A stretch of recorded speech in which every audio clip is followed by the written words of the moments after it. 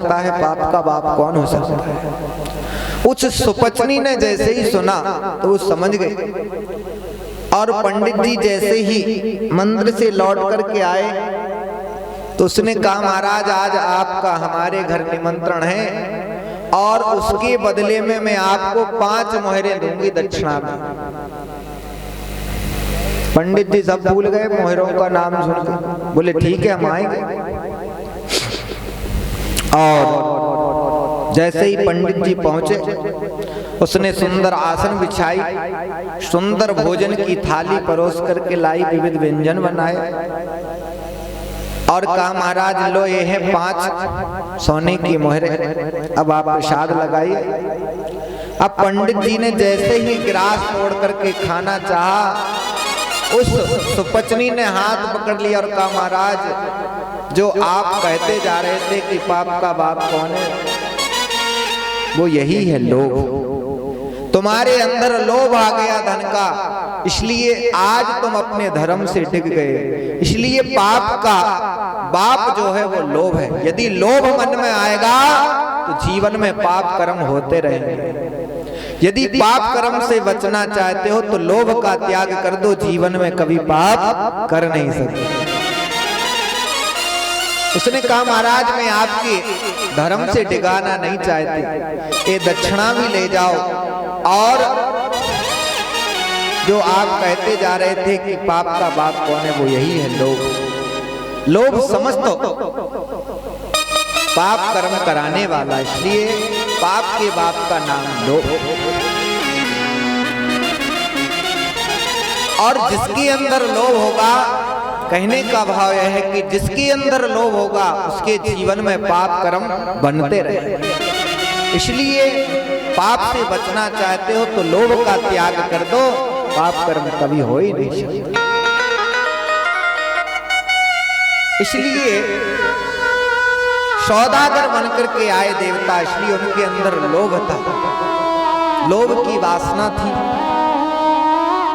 इसलिए सुखदेव जी महाराज ने कहा कि तुम्हारी स्थिति तो देवताओं जैसी है, लेकिन तुम्हारी भावना श्रेष्ठ नहीं है, इसलिए उन्हें अभक्त कह दिया और भगवान की कथा उन्हें श्रवण नहीं कराई, फटकार लगा करके भगा दिया। अभक्तांश विज्ञाय नाददौ सकथामृतम्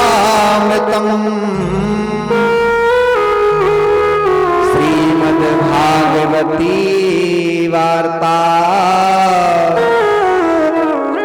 सुराणामपि दुर्लभा। तो भगवान की कथा देवताओं के लिए भी दुर्लभ है। देवता सब रोते भये ब्रह्मा जी के पास पहुंचे और कहा, महाराज श्रीमद् भागवत महापुराण में ऐसा क्या है कि श्री सुखदेव जी महाराज ने हमें अभक्त कह करके फटकार करके भगा दिया और भगवान की कथा श्रवण नहीं कराई। ब्रह्मा जी ने कहा कि देखते हैं। श्री सुखदेव जी महाराज राजा परीक्षित जी महाराज को भगवान की इस कथा मृत का पान करा रहे हैं। देखते हैं उनका क्या होता है। और जब अंत में 7वें दिन राजा परीक्षित जी महाराज को परम पद पाते हुए ब्रह्मा जी और सब देवताओं ने देखा तो सब आश्चर्य विस्मय में पड़ गए। राज्यो मोक्षो तथा वीक्षम पुराधाता विस्मिता। जब महाराज परीक्षित को परम पद पाते हुए ब्रह्मा जी समस्त देवताओं ने देखा तो ब्रह्मा जी भी आश्चर्य विस्मय में पड़ गए कि ऐसा श्रीमद् भागवत महापुराण में क्या है।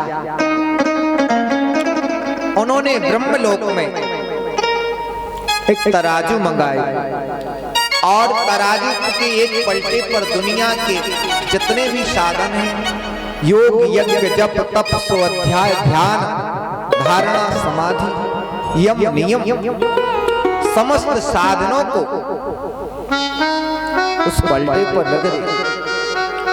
दूसरी पलटे पर श्रीमद् भागवत महापुराण को विराजमान कराया तराजू के। जितने साधन थे सब ऊपर उठ गए, भागवत महापुराण की कोई बराबरी नहीं कर सका। ब्रह्मा जी विस्मय में पड़ गए कि ऐसा श्रीमद् भागवत महापुराण में क्या है जिसकी बराबरी दुनिया के समस्त साधन नहीं कर पा रहे। तभी ब्रह्मा जी को ध्यान आया कि जब भगवान इस धराधाम को छोड़ करके जा रहे थे तो भगवान के भक्तों ने कहा कि प्रभु आप इस धराधाम को छोड़ करके जा रहे हो, आपकी जाते ही कलयुग प्रारंभ हो जाएगा और इस घोर कलिकाल में आपके प्राण प्यारे भक्तों का मार्गदर्शन कौन करेगा। भगवान ने कहा अपने भक्तों से कि भैया ना तो मेरा कहीं आना होता है और ना जाना होता है। भगवान कहीं आते जाते नहीं है, तो भगवान की लीला है। और इस घोर कलिकाल में मैं श्रीमद् भागवत महापुराण में विद्यमान होकर के अपने प्राण प्यारे जो कलयुग में भक्त होंगे उनका मार्गदर्शन करूंगा। तो श्रीमद् भागवत महापुराण कोई पोथी नहीं, कोई किताब नहीं, ये तो साक्षात श्री राधा माधव है। श्रीमद् भागवताख्योऽयं प्रत्यक्षा कृष्ण एव हि। श्रीमद् भागवत महापुराण साक्षात भगवान श्री राधा माधव का 92वें स्वरूप है। इसमें श्याम सुंदर की श्यामलता शब्द शब्द में अक्षर अक्षर में समाई हुई है। इसलिए श्रीमद् भागवत महापुराण भगवान का 92वें स्वरूप है। इसलिए श्रीमद् भागवत महापुराण जहां विराजमान हो जाते वहां समस्त तीर्थ आकर के विद्यमान हो जाते। क्यों? क्योंकि भगवान की यहाँ पर मंगलमयी कथा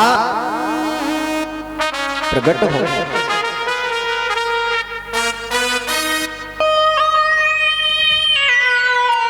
लेकिन श्रीमद् भागवत महापुराण को सप्ताह 7 दिन में ही सुनने की विधि श्री शनकादिक जी महाराज ने देवर्षि नारद जी से 7 दिन में ही भागवत क्यों सुनी जाती है? क्योंकि भैया 7 ही दिन होते हैं सप्ताह में, 8वां दिन नहीं होता।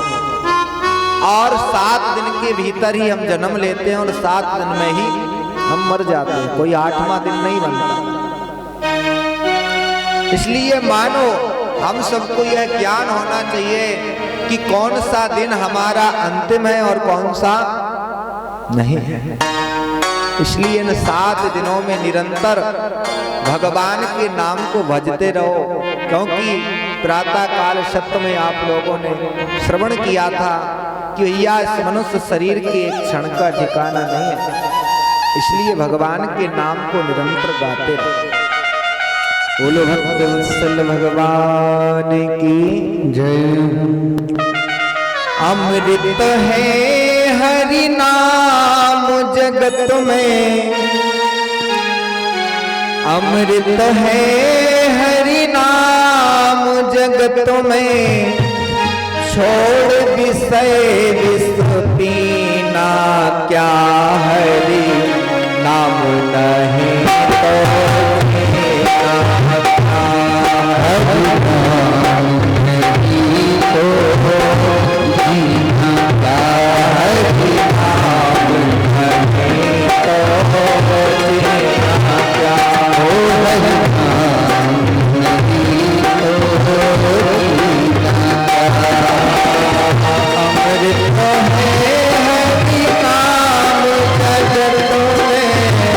अमृत